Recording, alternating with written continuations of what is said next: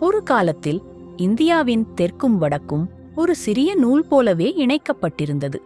ஆனால் அந்த நூல் ஒரு நாள் முறிந்து விழப்போகிறது என்ற அச்சம் தேவர்களில் ஒளிந்திருந்தது.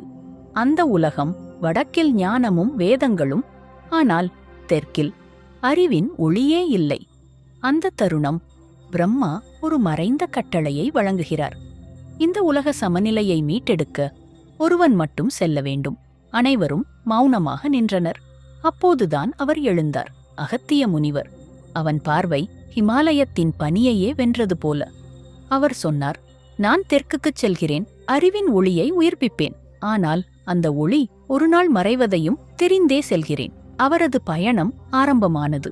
மரணத்தை கடந்த பாதைகள், மர்ம சக்திகளின் சோதனைகள் ஒவ்வொன்றையும் தாண்டி அவர் சென்றார். பஞ்சபூத ஸ்தலங்கள் வழியாக பூமி, நீர், அக்னி, வாயு, ஆகாசம், அவை ஒவ்வொன்றையும் உயிர்ப்பித்தார். அவருடைய ஓர் எண்ணம், இவை அனைத்தும் பவித்திரம். ஆனால் மனித ஆசைகள் அதை ஒரு நாள் கெடுக்கும் என்பதும் உண்மை. அவர் தெற்கில் கடைசி கட்டளையை நிறைவேற்றினார். அது ஒரு ரகசியம், ஒரு மந்திரம், ஒரு சக்தி. அதை யாரும் காணவில்லை. அவர் அதை புதைத்துவிட்டு நிலவின் கீழ் தவம் செய்தார். இன்று வரை அந்த ரகசியம் நம்மிடையே மண்ணுக்குள் இருக்கிறதென்று நம்பப்படுகிறது. அது யாருக்காக, யாருக்கு தெரிவதற்கு?